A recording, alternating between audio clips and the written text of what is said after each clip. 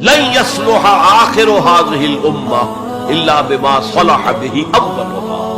اس امت کے آخری حصے کی آخری حصہ کون سا ہوگا؟ خلافت علی منہاج النبوۃ. آخری حصے کی اصلاح ہرگز نہیں ہو سکے گی مگر اسی طریق پر جس طریق پر کہ پہلے حصے کی اصلاح ہوئی، طریق محمدی صلی اللہ علیہ وسلم. ہم جب دیکھتے ہیں محمد کا نقشہ مکے میں صلی اللہ علیہ وسلم، تو وہ نبی تھا یا نہیں تھا یہ تو علیحدہ ہے، لیکن نبیوں کا سا نقشہ ہے. درویشی ہے، لوگ گالیاں دے رہے ہیں، کوئی پاگل کہہ رہا ہے، وہ دعائیں دے رہے ہیں، پتھراؤ کیا جا رہا ہے، وہ پھر بھی بد دعا نہیں دیتے. درویشی، دعوت، تبلیغ. جیسے مسیح کبھی وہاں گئے واز کر رہے، کبھی وہاں گئے واز کر رہے، کبھی وہاں گئے واز کر رہے. ایسے حضور اسٹریٹ پریچنگ بھی کر رہے ہیں. جو میلے ہوتے تھے، بازار لگتے تھے، ان میں جا کے تبلیغ کرتے تھے، تقریریں کرتے تھے. تو یہ نقشہ تو ہے، نقشہ یہ تو ہے. وہ تھے یا نہیں تھے اس کو چھوڑ دو، لیکن یہ نقشہ جو ہے نبیوں کا ہے. But here he failed. اور ان کے کہنے کے مطابق he had to run away, to flee. They call it the flight to Medina. ہجرت نہیں کہتے وہ، flight، فرار. لیکن اب مدینے میں جا کر جو ہے absolutely new Muhammad comes in our eyes. He is the commander of army. He is a statesman. He is the ruler of a government. He is a statesman. There he succeeded. Muhammad failed as a prophet, but succeeded as a statesman. چنانچہ اسی کو، اس تضاد کو high light کرنے کے لیے Montgomery Watt, professor Montgomery Watt, اس نے 2 کتابیں لکھی سیرت پر، Muhammad at Mecca, Muhammad at Medina, to highlight the difference, the contradiction. اور محمد ایٹ مدینہ کے اندر اس نے جتنے بھی ہو سکتے تھے تعریف کے کلمات، تعریف کے اوصاف اور ان کی سپرلیٹو ڈگریز استعمال کر لی. معاملہ فہمی، دور اندیشی، انسان شناسی، موقع شناسی، ہر شے کے اعتبار سے محمد بہت ٹاپ پر، بہت ٹاپ پر.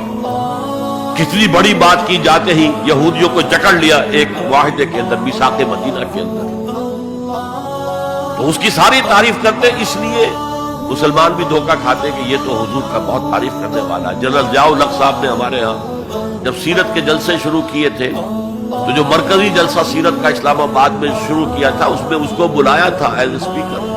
حالانکہ وہ اصل میں 2 کتابوں کے ذریعے یہ کنٹرڈکشن کو ہائی لائٹ کر رہا ہے کہ محمد مدینے والا کچھ اور ہے، مکے والا کچھ اور ہے صلی اللہ علیہ وسلم. بہرحال میں نے اس میں اس تضاد کو رفع کیا ہے کہ یہ ایک ریولوشنری پروسیس کے مختلف تقاضے ہیں، مختلف سٹیجز ہیں، اور ان کے اندر بڑی حکمت ہے. اب میں آخر میں علامہ اقبال کے 2 شعر جو ہیں میتھڈالوجی آف محمد کو جس نے سمرائز کر دیا ہے، اللہ تعالیٰ کے ساتھ اپنا ایک مکالمہ نقل کرتے ہیں. کس کیفیت میں ہوں گے، کیا اس عالم میں ہوں گے جب یہ شعر کہے، گفتند جہان ماں آیا بے تمہیں سازت. اللہ نے مجھ سے کہا ہے اقبال، ہم نے تمہیں جس دنیا میں بھیجا ہے وہ تمہیں اچھی لگی، اچھی ہے، سازگار ہے تمہارے لیے. گفتم کے نمی سازت. میں نے کہا نہیں، مجھے پسند ہے. یہ تو ریپریسو ہے، یہ ایکسپلائٹیٹو ہے. ایک اور شعر ہے ان کا اردو کا، تو قادر و عادل ہے مگر تیرے جہاں میں ہے تلخ بہت بندہ مزدور کے اوقات. تو مجھے تو پسند نہیں ہے یہ دنیا. گفتم کے نمی سازت، گفتند کے برہم زن. اچھا توڑ دو اس کو، پھوڑ دو، ختم کر دو اس کو. اور کیسے کرو؟ 2 مصروں میں، با نشہ درویشی در ساز و دمادم زن.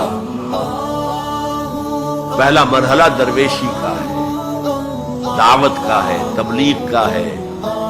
تمہیں جو کہا جائے، پاگل کہا جائے، مجنون کہا جائے، شاعر کہا جائے، ساحر کہا جائے، مسحور، سنو اور برداشت کرو. برداشت. مار کھانی پڑتی ہے، کھاؤ. پتھراؤ ہوتا ہے، سہو اپنے جسم میں اثر. بانشہ درویشی در ساز و دمادم. بدھ مت کے بھکشو بن جاؤ، لیکن کیوں پختہ شوی جب پختہ ہو جاؤ، تیار ہو جاؤ، معتدب تعداد میں لوگ تمہیں مل جائیں، وہ منظم ہو، وہ سم و تعاد کی پابندی کرتے ہوں، وہ اپنے وجود پر اپنے گھر میں اسلام نافذ کر چکے ہوں، اگر یہ طاقت حاصل ہو جائے، جو پختہ شوی خود را بر سلطنت جم زن، تو اپنے آپ کو سلطنت جم کے ساتھ ٹکرا دو. یہ پروسیس ہے مدینے کا. پہلا مصرع ہے مکے کا، با نشہ درویشی در ساز و دمادم زن. کرو محنت درویشی کے ساتھ کیے جاؤ. For 13 long years it was درویشی. صحابہ کو منع کر دیا گیا تھا، تم کوئی جواب نہیں دو گے. No retaliation, no raising of hands even in self-defense. با نشہ درویشی در ساز و دمادم زن، چون پختہ شوی خود را بر سلطنت جم زن. اب تمہیں اس اللہ کی حکومت قائم کرنی ہے. سلطنت جم سے ٹکرا جاؤ، توڑ پھوڑ دو، برہم زن، توڑ پھوڑ کر رکھ دو اس غلط نظام. یہ ہے طریق محمدی 2 مصرعوں کے